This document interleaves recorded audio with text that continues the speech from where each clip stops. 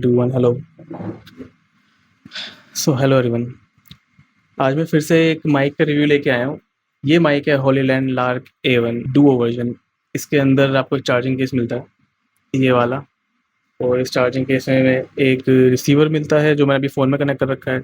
2 mic मिलते हैं, एक हीरा। और ये माइक मेरे को पड़ा है 5000 रुपये का। इस माइक के साथ आपको 2 फरी विंडशील्ड्स मिलती हैं, एक चार्जिंग केबल मिलती है और एक कैरिंग पाउच मिलता है, जो कि ऐसा जो चार्जिंग केबल है वो उसकी वाइट कलर की है, नॉर्मल है, उसमें ऐसा कुछ दिखाने वाला नहीं है। फरी विंडशील्ड ज़्यादा अच्छी है अगर आप जैसे नॉइज़ी एनवायरनमेंट है जहाँ पे बहुत ज़्यादा हवा चल रही है वहाँ पे शूट करते हो, तो वो काफ़ी बेटर काम करेगी आपके लिए, वो नॉइज़ को कट करने के लिए। ये माइक 3 वर्जन्स में अवेलेबल है बाय करने के लिए। एक है मिनी डुओ, एक है कॉम्बो और एक है सिंपल डुओ है।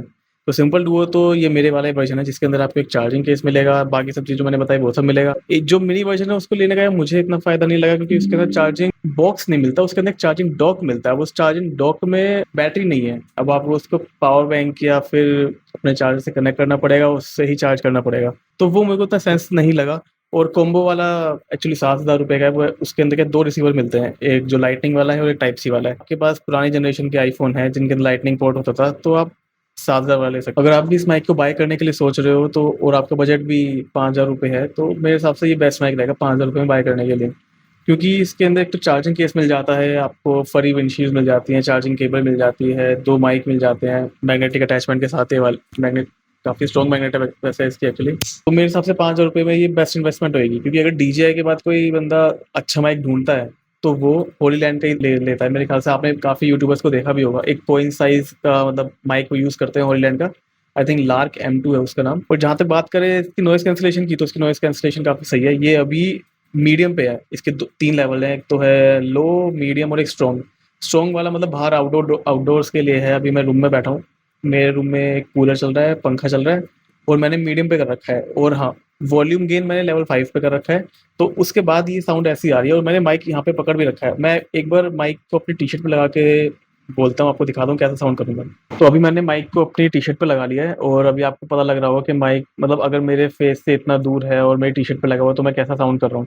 वैसे मैं आपको बता दूँ, मैंने आपको पहले बता दिया कि मेरे रूम में कूलर और पंखा दोनों चल रहे हैं। तो और उसमें मैंने फरी विंडशील्ड भी नहीं लगा रखी है। बिना फरी विंडशील्ड के ही ऐसा साउंड करेगा। अगर मैं इसमें फरी विंडशील्ड लगाता हूँ तो ये और ज़्यादा बेटर साउंड करेगा। एक चीज़ और है इस माइक के, इसमें इसकी ऐप है होलीलैंड ऑडियो। उसके अंदर एक मोड मिलता है स्टीरियो मोड का। उसके अंदर क्या है, आप दोनों माइक कनेक्ट कर सकते हो। अब ये दोनों माइक जो है कनेक्ट हो चुके हैं मेरे रिसीवर से। और अगर मैं उस ऐप में से जाके स्टीरियो मोड ऑन कर देता हूँ, तो मुझे अगर मैं लेफ्ट साइड में इस माइक को रखूँगा और राइट साइड में इस वाले माइक को रखूँगा, तो एक स्टीरियो साउंड आएगी। अगर मैं लेफ्ट में जाके बोलूँगा तो ये वाला माइक जो है ऑडियो कैप्चर करेगा और राइट में जाके बोलूँगा तो ये वाला माइक ऑडियो कैप्चर करेगा, जो कि एक स्टीरियो इफेक्ट बनाता है। जो कि एक मतलब काम की चीज़ है, मतलब अगर आप यूज़ करते हो ऐसा कुछ सिनेमैटिक वगैरह रिकॉर्ड करने के लिए, तो वो आप उसको यूज़ कर सकते हो। अगर मैं इस माइक की डाउन साइड की बात करूँ तो आई थिंक इसकी जो रेंज कमिट कर रखी है कंपनी ने, वो रेंज इसकी एक्चुअल में है नहीं। मैं इस माइक को टेस्ट कर रहा था तो मैं अपने फ़ोन से तकरीबन 10 मीटर की दूरी पे गया हूँगा इसको इसकी रेंज टेस्ट करने के लिए। तो 10 मीटर के अराउंड इसकी वॉइस थोड़ा ब्रेक होनी स्टार्ट हो गई थी। और जब मैं घूमा पीछे, मतलब एक टर्न लिया मैंने देखने के लिए कि अगर मैं घूमता हूँ तो कनेक्शन ब्रेक होगा नहीं होगा, तो थोड़ी देर के लिए इसका कनेक्शन ब्रेक हो गया था, लेकिन कनेक्ट हो गया था वापस। जैसे आपके फ़ोन में ज़ूम लेंस है, अगर आप ज़ूम लेंस को यूज़ करके वीडियो बनाते हो, थोड़ी दूर चले जाते हो, तो हो सकता है हाँ, ये थोड़ी दिक्कत देगा। एक और प्रॉब्लम जो मैंने फेस करी इस माइक के साथ, वो ये है कि जब ये आया था तो मैंने इसको पहली बार जब अपने फ़ोन में लगाया तो कनेक्ट ही नहीं हो रहा था। इसकी मैंने ऐप डाउनलोड करी होली ऑडियो करके, तो उसके अंदर कनेक्ट ही नहीं हो रहा था।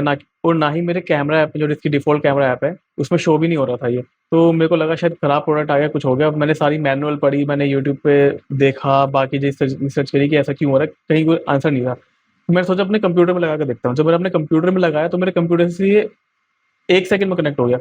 उसके बाद जब मैंने अपने फ़ोन में लगाया तब ये मेरे फ़ोन में कनेक्ट हुआ। तो पता नहीं ऐसा क्यों है, मेबी इसको शायद एक्टिवेट करना था, कुछ था, मुझे नहीं पता। लेकिन हाँ, ये चीज़ मेरे साथ हुई।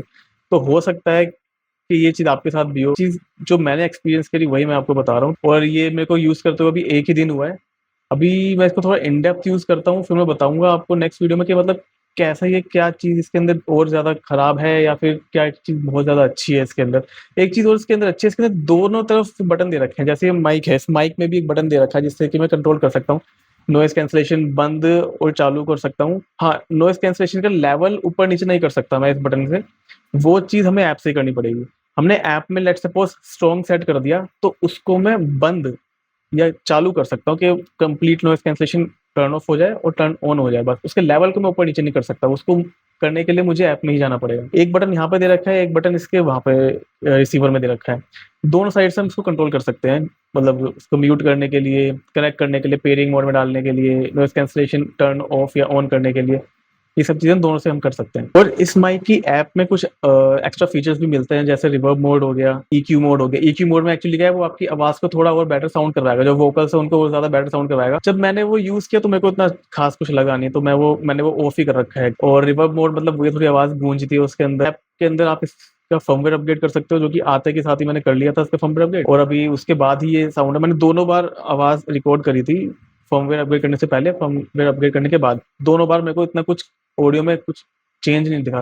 अगर हम इस माइक से रिकॉर्ड होने वाली ऑडियो की साउंड क्वालिटी की बात करें, तो ये माइक जो है 24 बिट 48 किलोहर्ट्ज़ की सैंपलिंग रेट के साथ रिकॉर्ड कर सकता है। अगर इस माइक की हम बैटरी लाइफ की बात करें, तो ये चार्जिंग केस के साथ अगर आप नॉइज़ कैंसलेशन ऑफ पे चलाते हो, तो 9 घंटे के आसपास चल जाएगा, और अगर नॉइज़ कैंसलेशन ऑन के साथ चलाते हो तो फिर 6 घंटे चल जाएगा, जो कि काफ़ी अच्छी रेंज है। 6 घंटे लगातार कोई भी रिकॉर्ड नहीं करता वैसे भी, लेकिन और अगर आप अकेले शूट करते हो, तो उसमें 2 माइक मिलते हैं, तो अगर एक की बैटरी खत्म हो जाती है, दूसरा निकाल के यूज़ कर सकते हो, बाकी वो चार्ज होता रहेगा।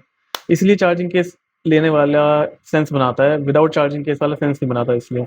और अगर आप भी इस माइक को बाय करने का सोच रहे हो, तो मैं इसका लिंक डिस्क्रिप्शन में दे दूँगा, वहाँ से बाय कर सकते हो। और अगर आपको वीडियो अच्छी लगी तो लाइक करना, सब्सक्राइब कर देना मेरे चैनल को ऐसी और वीडियोज़ के लिए।